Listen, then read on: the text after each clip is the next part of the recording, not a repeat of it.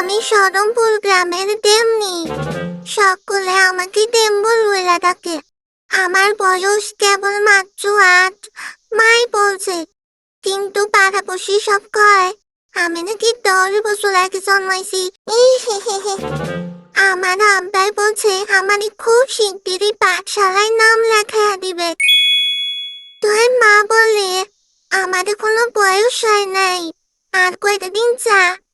পাড়াপড়শি কয় আমি নাকি সারাদিন শুধু খাইয়া খাই আর দই দই করে ঘুরে বেড়াই, মাথায় একটু বুদ্ধি নাই।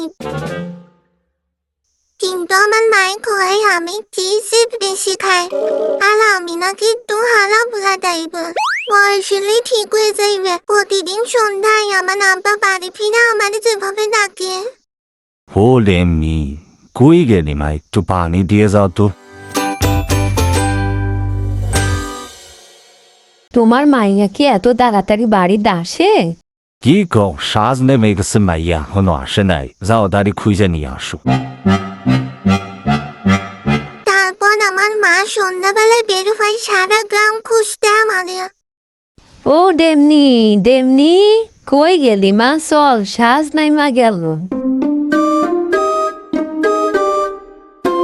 আমার একটা ছোট ভাই আছে, নামটা গৌতম। তার বয়স মধ্যে 3 বছর। সারা বছর তার শরীর ফ্লাইংটাই থাকে আর ভ্যাবা করে যান।